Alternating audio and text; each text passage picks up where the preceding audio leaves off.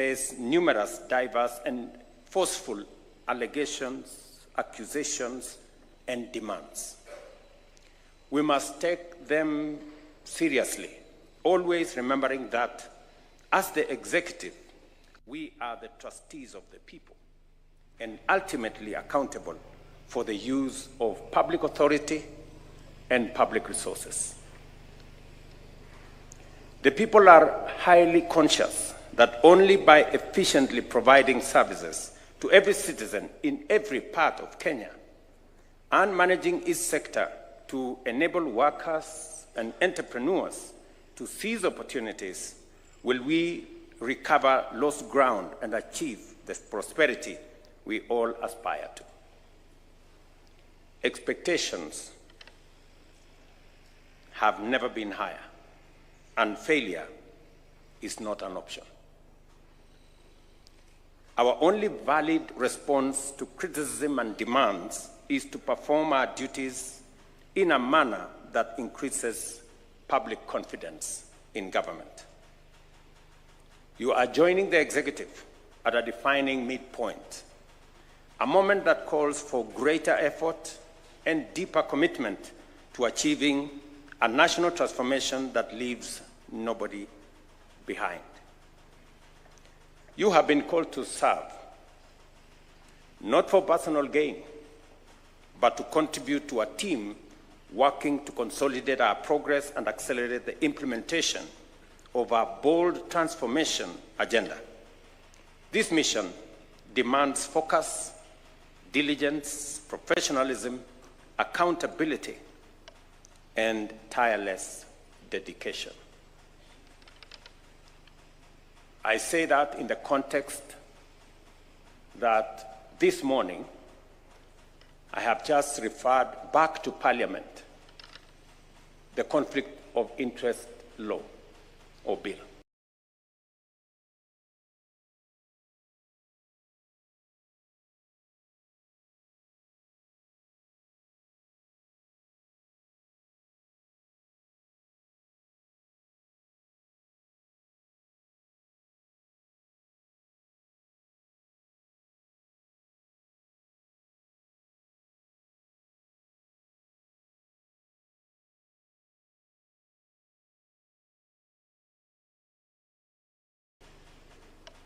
And tireless dedication. Accountability, seriousness it deserves. I expect both houses of Parliament to exercise leadership in making sure that we get a piece of law that will help us manage and eliminate eventually matters corruption that in many cases come as a result of conflict of interest for public officials who serve not the public, but their interest. Our collective mission is clear: to turbocharge our economy, create opportunities, beginning with jobs for the youth, deliver universal health care, reform agriculture, expand affordable housing, fix education, improve infrastructure, ensure access to clean water and electricity, and to do all this with unprecedented speed and scale. I say so because today here I welcome the men and women, young and seasoned, to public service. The balance between the energy, innovation, creativity of young people and the seasoned leaders who come with immense experience into this space is a good combination to energize this administration at this midpoint. And it is because there are three things that are fundamental. One, because of the provisions and the imperative of the Constitution to make sure that to the extent possible, we must be inclusive. It is the only way that we can harness the talent, the energy, the ideas, and the contribution of as many of us as possible in making Kenya the country we want it to be. And that is why I have engaged in ensuring that we have a broad-based government that carries as many of us as possible. And let me say this for the record, that this broad-based administration, in my opinion, is what we need to make sure that we can take head on the things that we have always wanted to do as a nation, that no one side can do it on their own. We have always known that we need to reform our education, and we need to make sure that we have an education system that is fit for purpose. But we haven't been able to tell ourselves the truth about the cost of our education. And we have always pretended that we can do everything for everybody, even those who can afford to do things for themselves. I'm very happy that we have made now decisions to make sure that our education is properly aligned. We have corrected the differences that we had in our CBC curriculum. We have mastered the resources to hire more teachers, and we have rolled out a funding model that supports our education institutions and ensures that children from poor backgrounds are supported adequately. I expect, going into the future, with our new team, that we will refine and make sure that no child in Kenya is left behind. We have always known what we wanted to do in agriculture, but we haven't mastered the courage to take head on the cartels. I'm very happy that today we have registered almost 6 million farmers to deal with the fraud that was in the fertilizer distribution program.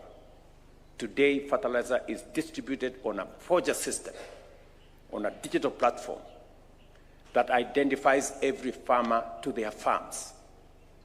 And as a result, we have greater productivity of maize, of wheat, of sugar, of tea, of coffee. And I am very proud that today we are reporting more earnings for tea, better prices for coffee. In the next couple of weeks, we will have completed the reform of the sugar sector that will make it possible for our sugar sector to pay farmers on time, pay workers on time, and for the very first time, pay bonus to sugarcane farmers. That transformation in our agricultural sector is not only urgent, it's not only necessary, but we need to accelerate. And that is why the new team that is coming on board will help us turbocharge this process.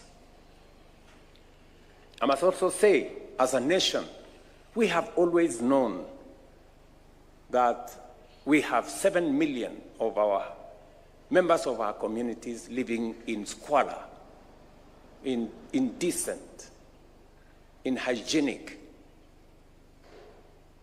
neighborhoods as slums. In fact, we have statistics of 1,400 slums across Kenya. And we have always known that we needed to run a program on housing. In fact, we have had it in manifestos of all parties. Even in the last election, it was both in the manifesto of Kenya Kwanza, it was also in the manifesto of Azimio. But when the rubber meets the road, everybody wants to have excuses. I am very happy that together we have now rolled out our housing program. We have close to 160,000 houses being constructed around Kenya. In fact, I'm very proud that you go to any big town today. I was in Mandera, I was in Wajir, I was in Garissa, in Mombasa, in Nairobi, in Kisumu, in Eldoret. The largest single housing estate in all our towns today, including Nyeri, is affordable housing programs.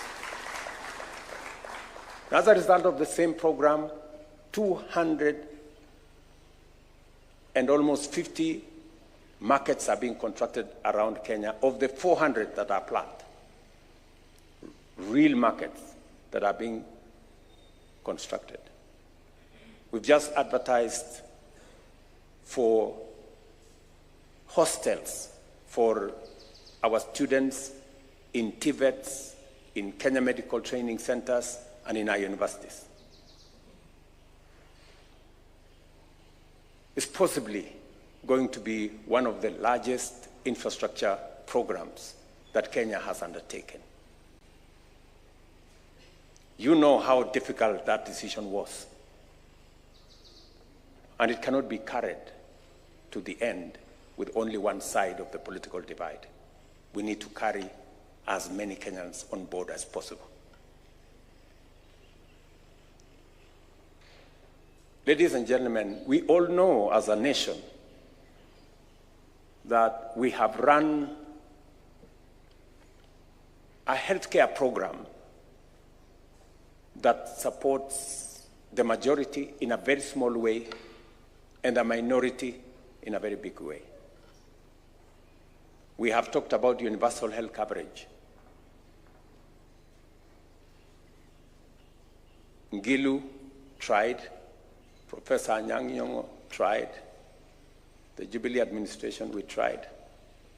But I want to tell you, this is the moment. This is the administration. This broad-based government is the one that is going to deliver on universal health coverage. And I'm very proud of the progress that we are making. The last time we had the highest registration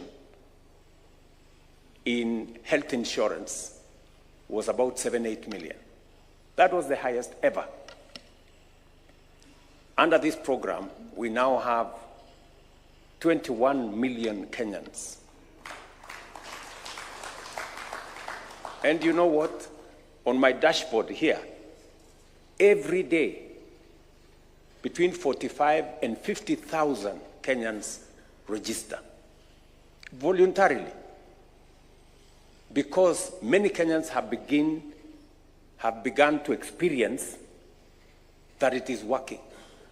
From just testimonies of friends, relatives, village mates, workmates, people are beginning to know that 80% of Kenyans who have never had a health insurance, today they have a chance to have a health insurance under this program. And let me tell you, the people who are registering are not those of us who have a job and a salary and a payslip. The 50,000 Kenyans who are registering every day are the people out there, the boda boda guys, the mama mboga guys, and all the other people, they have realized that this program carries everybody on board. And I was looking at the payment. Close to 20,000 people every day go through the means testing program. And they pay at the end for health insurance. We made a commitment that those who have no means to pay, the indigents, we are going to pay for them as the government of Kenya. But we're going to make sure that those who can afford the least will pay from 300 to what I pay as president, in the thousands, and everybody in between. I am very confident that going into the future, no Kenyan will be forced to sell their property to meet medical expenses. And that is the nation we all want to live in. But it's going to take more than one person or one side or one party. It's going to take the collective effort of as many Kenyans as are willing to be part of this enterprise. And I want to say this is the coming together of the willing. There is nobody who will be forced to be part of this transformation. It is the coming together of the willing, not to serve parochial, narrow, personal interests of leaders or individuals or parties, to serve the greater interest of the people of Kenya.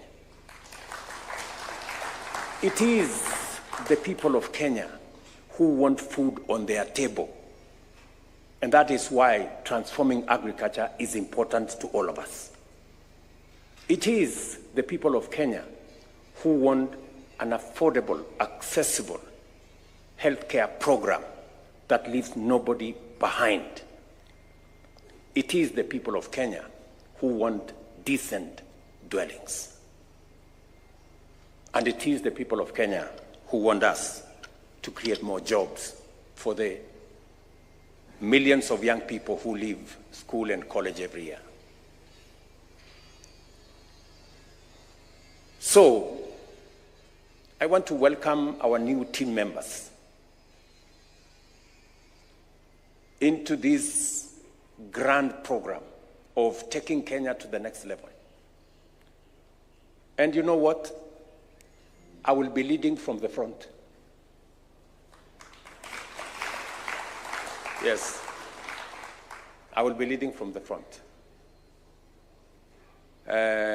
Because I have made a conscious decision that the difficult decisions this nation has always wanted to make and have not been made because of political expediency, I will make those decisions and pay the price if there is any to be paid. That's what it is. It is not always that somebody from not a very robust background from me becomes president. So, yes. And we are going to change this country. Believe you me, we are going to change this nation. Because that is what is required of us. And we must stay focused. We must stay focused. There are so many noises, but we must keep our eyes on the ball. Do not be distracted. You know? And I like making reference to the building of the wall.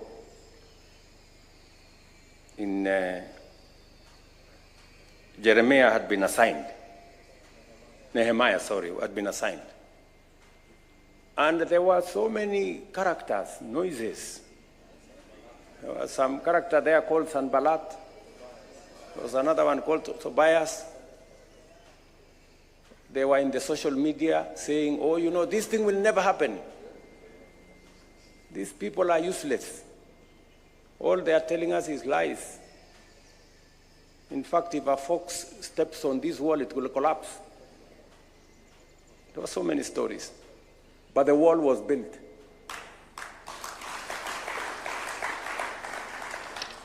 So,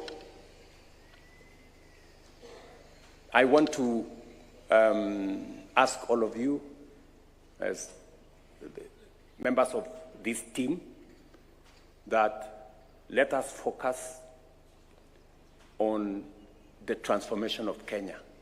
This is the time to do the things that Kenya has always wanted to do, so that we can stop talking about the potential of Kenya. We can unlock that potential and make it possibilities, opportunities, and take the country to the next level.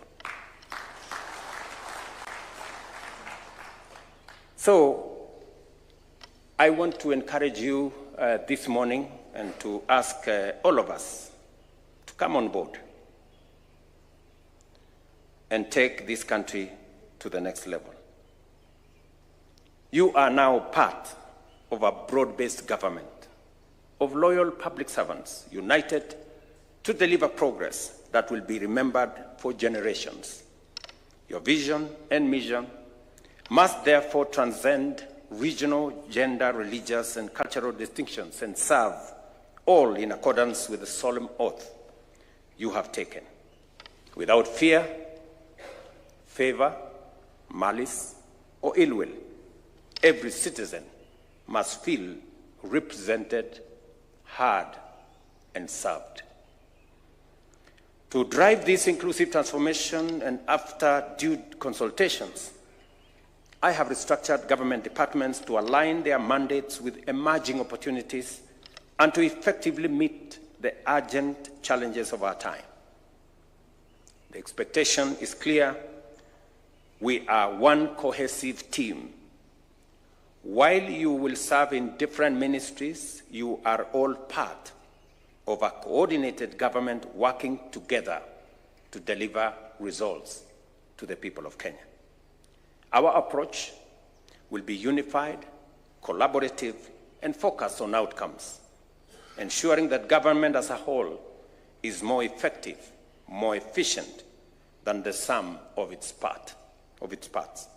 Going forward, note this: there is only one path to success in public service: through integrity, diligence, and patriotic service. Conversely, shortest way to failure is through indolence, apathy, theft, corruption, negligence, tribalism, and inability to work in a team. I am confident that the team that I have carefully selected and that has been approved by Parliament is going to serve with the integrity that is expected of you, the professionalism that will give us results, and the cohesion that will make our team succeed as one. On behalf of the people of Kenya, I invite you to bring your education, your experience, your knowledge, insight, integrity, and patriotism to bear in making this government more responsive, effective, and transformative. It is my prayer that the Almighty God will grant you the wisdom, motivation, vision, and character to serve effectively. I thank you very much, and I want to thank also members of your families who have come here, and I